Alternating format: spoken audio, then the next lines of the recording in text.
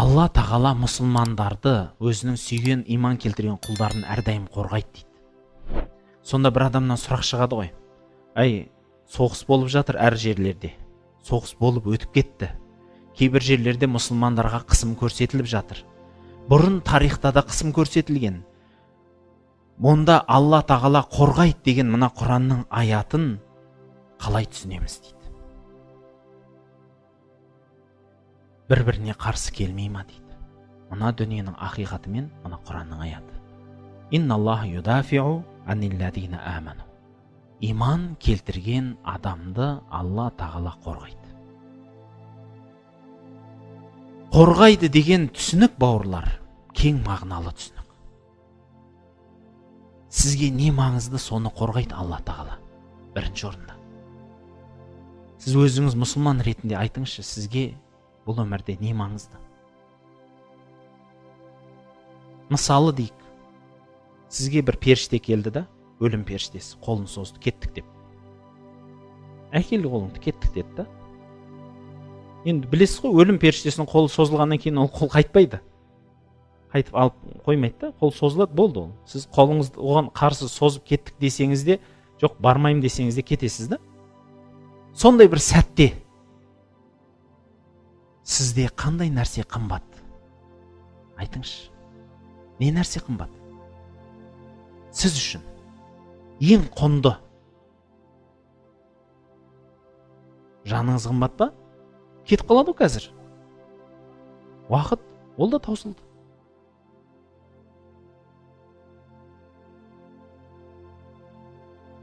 Сіздің иманыңыз қымбат. Егер сіз со иманмен кетсеңіз, қалған бәрі шешіледі. Дұрыс па? Ең маңызды сол ғой. Егер ол жоқ болса, болды, онда қалған нәрсенің бәрі керегі де жоқ. Сіздің пейнеттеп тапқан дүниеңіздің де керегі жоқ. Сіздің пейнеттеп тапқан денсаулығыңызда, таныс тамырыңызда ешкім керек жоқ. Құранда сөйтіп айтылған емес па, Ол күні ла байун ва ла хулла. Ол күні ешқандай таныста, сауда саттықта болмайтын күн. Ешқандай таныста жәрдем бермейді. Ешқандай да сауда саттық болмайды. Яғни сіз еш нәрсе жүрмейді ол күні. Сіз шын күнге, шын өмірге бара жатсыз. Әрбір секундыңыз, әрбір минутыңыз шын өмірге қадам. Дұрыс па? Қазірдің өзі біз қадам жасап баратымыз. Сіз орныңызда отырсаңыз да жүріп бара жатсыз. Орныңызда отырсыз, бірақ кетіп бара жатырсыз. Дұрыс па? Енді осы кетіп баратқан жолыңызда сіздің ең қымбат иығыңыздағы жол азығы ол не? Ол иман. Егер сол болса, сіздің мәселеңіз иншалла шешіледі. Не болса да шешіледі. Мүмкін сол жерде бір таяқ жеп аларсыз ортада. Не болса да о болсын. Өйткені пайғамбарымыз саллаллаху алейхи ва саллям айтады ғой, кімде кімнің ақтық сөзі ла илаха иллалла Мұхаммад расулулла болса, оған не болса о болсын деген сөз шығады хадисте. Не болса о болсын, ол жәннатқа кіреді дейді. Не болса о болсын деген мағына, кең мағыналы мағына, Мүмкін сол адам дозаққа кірер. Мүмкін Алла тағала кешірер. Мүмкін адамдар кешірмес. Мүмкін адамдардың кешірімін сұрар. Мүмкін, бәрі мүмкін, бірақ ол не болса да о болсын, түбінде жәннатқа кіреді дейді. Сондықтан Аллаға деген иман бұл маңызды нәрсе. Юдафиу анилладина аману. Алла сізді бірінші қорғайтын нәрсе. Мысалы, сізге дұшпан шапты. Сіздің қымбат заттарыңызға шабады да. Неге шабады дұшпан? Дұшпанға сізден еш нәрсе керек болмаса, сізде керек жоқ болсаңыз, не қылады шауып дұшпан сізге? Айтыңызшы. Сіздің не қажетіңіз бар? Дымыңыз жоқ болса. Мысалы айтайық, жерде құлап жатқан адам неден қорқады деген сөз бар ғой, білесіз ба? Өзіңіз құлап жатсаңыз жерде. Ары қарай қаяққа құлайсың, енді болды ғой, құлап жатсың ғой, болды ғой. Неден қорқасың? Дәл сол сияқты, егер сізде еш нәрсе жоқ болса, онда қорықпаңыз. Сізде қымбат нәрселер бар. соның қорғайды. Алла тағала соны қорғайды. А сол егер мысал айтайық, сізге дұшпан шапты. Алам десе, өлім келеді. Ары кетсе өлтіреді деген сөз бар ғой, дұрыс па? Ары кетсе өлтіреді. Бірақ сол өлуден бұрын сіз немен өлгенді жақсы көрер едіңіз? Егер дұрыс өлмей қалсаңыз, альхамдулилля.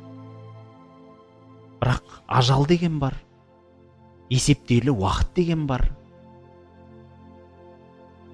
Сол үшін тағы да бір мысал бар. Асхабул Ухдуд, Буруж деген сүре бар Құранда. Буруж деген сүре бар. Намазда оқып жүресіздер оны.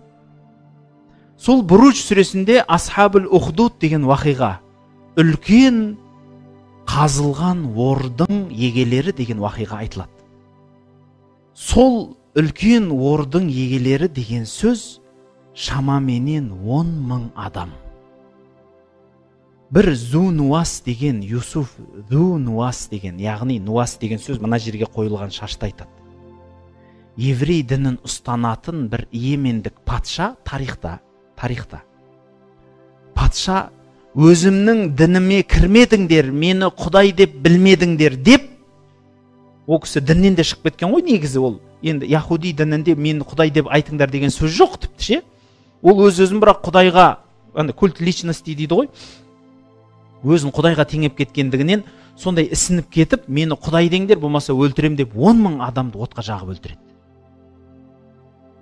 10.000 адамды. Тарихта 3 кішкентай сәби туыла салып сөйлеген дейді. 3 кішкентай сәби туыла салып сөйлеген. Сол 3 сәбидің біреуі сол жерде сөйлейді. Отқа қарай айдап бара жатқанда қолында жаңа туылған перзенті бар, 2-3 айлық баласы бар ана, баласын кеудесіне қысып, әскер бірақ артынан қамшылап, найза қылышпенен қуып, отқа қарай айдап келе жатқанда оттың алдына кеп тоқтайды. Үлкен жар тұр, іші тола от. Соның алдына кеп тоқтап тұрған кезінде, қорқып тұрған кезінде сәби сөйлейді. Айналайын анашым, жәннатқа қарай қадам бас, артқа жүрме дейді. Сәби сөйлейді. Содан жәннатқа қарай қадам басады ол адам. Сол жерде 10.000 адам өлді. Не пайда болды? Алла қорғамады ғой емес, иманмен кетті. Бұл үлкен нәрсе. Сынақсыз, сынағы аз болып, немесе Алланың сөзі үшін, өзінің иманы үшін өлу деген бұл үлкен ғанибет нәрсе. Құранда сол Буруж сүресінде айтылады, оларды еш нәрсе үшін өлтірген жоқ, тек қана Алла деген сөз үшін өлтірді дейді. Саясат үшін өлтірді, көрдіңіз ба? Бірақ не үшін өлді? Мал үшін өлді ма? Үй үшін өлді ма? Жер үшін өлді ма? Көше тұғын сай үшін, өле тұғын тай үшін өлді ма? Жоқ. Иман үшін өлді. Бұның да орны бар ғой, түсінесіз ба? Сол үшін Алла тағала қорғайды дегенде, сіз міндетті түрде дұшпаннан, соғыстан қорғайды деп түсінбеңіз. Алла тағала сізді әрдайым қорғап жүреді. Мысалы, сіздің иманыңызды қорғайды. Сіз қанша рет намаз тастап кеттіңіз? Сіз қанша рет Құдайдан теріс қараған сөздер айттыңыз? Сіз қанша рет күнә жасадыңыз, бірақ сонда да сізді Алла қорғады. Неден? Кәпірліктен. Өзінен теріс қарап адасып кетуден қорғады. Қарыздарсыз ба? Бағалайсыз ба осы қорғанды? Қорған деп бағалайсыз ба? Айтыңызшы. Басқа сізді қорғамай-ақ қойсын. Осы қорғанның өзі үлкен емес па, дұрыс па? Бірақ оған дейін қанша қорғады, айтыңызшы. Көз берді, құлақ берді, қол берді, аяқ берді, тіл берді, жүрек берді, иман берді, уақыт берді. Міне қазір бұйыртса намазға да мүмкіншілік беріп тұр. Оның бәрі Алланың қорғануы, сізді қорғауы.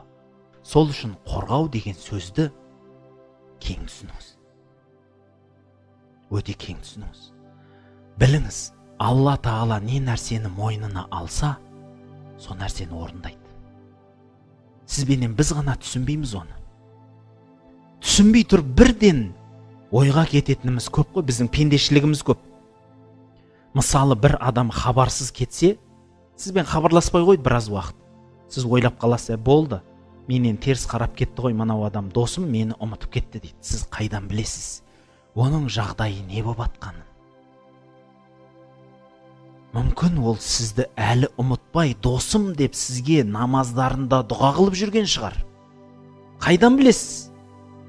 Бірақ сіз асығыс шешімменен одан теріс қарауыңыз сол дұрыс па екен? Көптеген бейне роликтер бар, дұрыс па? Бір адамдар достарынан мұқтаж болып, қаражат сұрап келіп, қаражатты тауымай кеткен кезінде достары оған жасырып, алдынан шығарып атқан оның көмегінің. Осыған ұқсас өмірде әңгімелер де, уақиғалар да көп. Бұның мақсаты, бауырлар, сізбенен біз үкім айтқанда асығыстық жасамауымыз керек. Сол сияқты міне Алланың мынау сөзі келгенде сізбен біз бірден Алла қорғап атқан жоқ қой деген тіл дұрыс емес айтылған сөз. Бұл сізді шайтан сөйлетіп тұрған. Бәлки әліптің артын байқаңыз. Алланың алдына барғанда да сұрасаңыз болады. Бірақ ақылға салып, білім егесінен де сұрасаңыз болады. Осы Құранның аятын маған түсіндіріп берші деп.